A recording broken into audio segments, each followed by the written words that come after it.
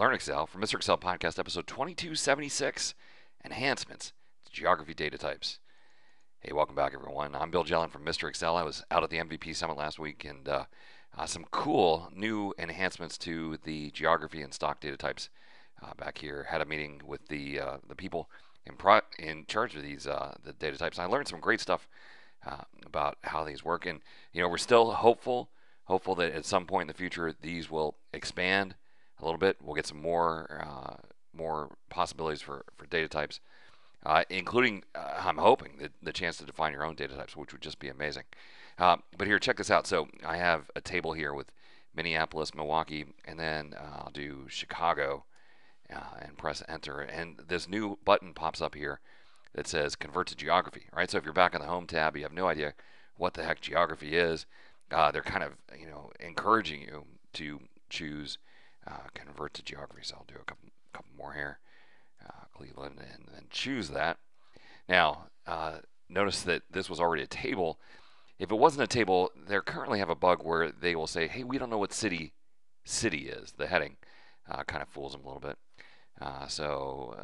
While I don't like to use tables in this case, definitely use tables. And then another cool improvement here. So if I go to the card, and I've in the past have said the card is pretty useless because it's just this floating box, but now we have the ability on the card to add the population to the grid or to add any field to the grid. All right, so in my opinion, that makes this card far more useful because now I can use that card to see the data that's available, and then when I see something I like, I can actually just choose it and it will get added to the list.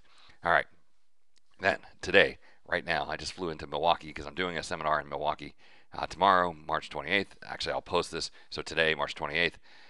And a cool thing that I learned here about how data types work is, let's take the city of Madison. Now, when I say Madison, most people think of Madison, Wisconsin, the only city in the United States built on an isthmus. How cool is that? But there's other Madisons. There's a Madison in Florida. And how does Excel decide whether I'm talking about the Madison in Wisconsin or the Madison in Florida? And I used to think it was choosing the largest one, but that is not true.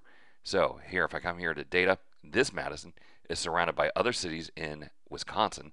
And so when I choose geography, they are going to choose the one in Wisconsin. All of these are Wisconsin states. Here we'll add county. And so it gets the one in Dane County, Wisconsin. Cool. But over here, what I have is a list of cities in Florida. Orlando, Miami, everyone knows these cities. Not many people are aware of tiny little Madison, Florida, population like 2,400 or something like that. It's a small place. So now when I choose geography, because it's surrounded by other cities in Florida, when I add in, let's say, state, it's getting it, right? So that's how they decide, that we're looking for tiny little Madison, Florida, then Madison County, Florida. It looks at the other data around it. Now, if we just went to a completely blank cell out here in the middle of nowhere and typed in Madison, they will have no idea, because there's no other cells around here. They won't really know what type to use, and I'm going to guess that we're going to get Madison, Wisconsin. Actually, they're completely clueless. They don't even know what Madison it is.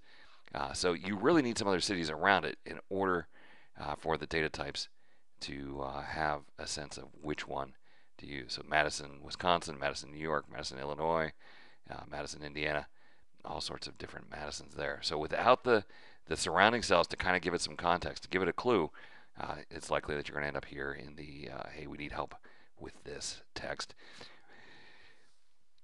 If you like what you see here, please, down below the video, click subscribe, and then after you subscribe, ring that bell. That'll give you notifications when more videos come out. I want to thank you for watching. Check out my new book, Mr. Excel LX, my 60th book, The Holy Grail of Excel Tips, now available at Mr. Excel. Click that I in the top right-hand corner. Hey, I want to thank you for stopping by. We'll see you next time for another netcast from Mr. Excel.